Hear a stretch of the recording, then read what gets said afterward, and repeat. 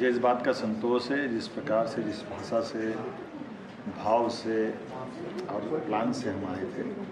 मुझे संतोष है कि कलकत्ता के अधिकांश उद्योगपतियों ने मध्य प्रदेश में निवेश करने का मन बनाया है। वो हमने उनसे कहा कि आप यहाँ भी व्यापार करिए, उद्योग चलाइए, हमारे यहाँ भी काम बढ़ाइए, और इस सकारात्मक भाव को उन्होंने अच्छा भी माना है।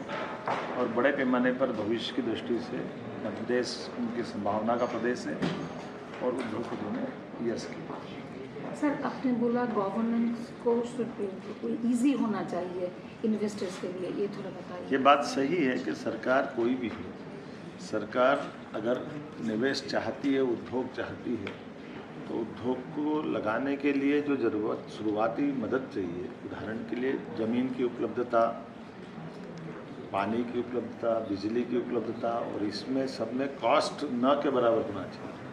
क्योंकि उद्योग जब लगते हैं शुरुआत में ये खर्चे होते हैं जो उद्योगपति करता है।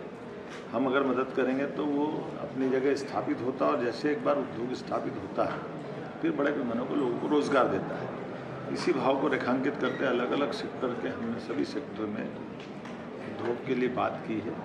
और मुझे इस बात का संतोष है कि लगभग 20,000 करोड़ का निवेश के प्रस्ताव हमको प्राप्त हुए हैं। उसमें कुछ बड़े बड़े भी हैं, जैसे हिमाद्री केमिकल्स 2000 करोड़ का है, श्याम मेटलिक्स एंड एनर्जी 2000 करोड़ का है, बिरला कॉर्पोरेशन 1000 करोड़ का है, जुपिटर सोलर 1000 करोड़ का, आधुनिक ग्रुप 800 करोड़ का है। ऐसे कई सेक्टर के अलग अलग लोगों ने आश्वासन दिया है।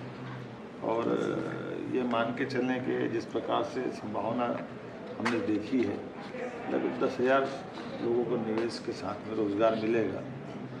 कई अलग अलग प्रकार के राउंड टेबल भी से हमने चर्चा की है।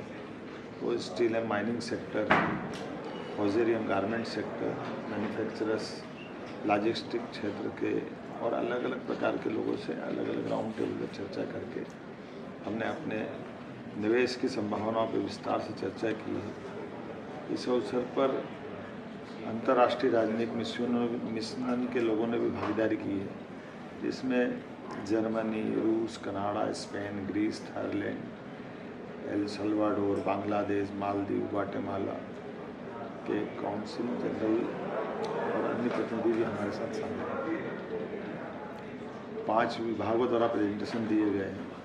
अलग अलग हमारे उद्योग और निवेश प्रोत्साहन विभाग, साइंस एंड टेक्नोलॉजी, सूक्ष्म लघु एवं मध्यम उद्योग, पर्यटन विभाग, खनिज, माइनिंग सेक्टर से, इसमें हमारे अलग अलग अधिकारियों ने प्रेजेंटेशन दे करके अपनी पूरी गतिविधियों में उद्योगपतियों के निवेश की संभावना के बारे में हमारी सरकार की पॉलिसी पे भी बात की, और विकास के मामले में सरकार के द्वारा जो आकर्षक ऑफर दिए जा रहे हैं उसकी भी चर्चा की। इससे आगे बढ़ कर के मैंने स्वयं ने भी कहा कि विभाग अपनी पॉलिसी बनाता है, निवेश बुलाता है, लेकिन उसके अलावा भी कोई बड़े प्रस्ताव आते हैं तो हम कैबिनेट से भी उस बात को लेकर के निवेशक को लाना, उद्योग लगवाना, ये हमारी जवाबदारी है। इस पर हम काम करेंगे। सर, प्रधानमंत्री नरेंद्र मोदी के नेतृत्व में जो आर्थिक विकास देश का हो रहा है उसके यशस्वी प्रधानमंत्री के इस भाव को लेकर के ही हमने ये आयोजन किया है।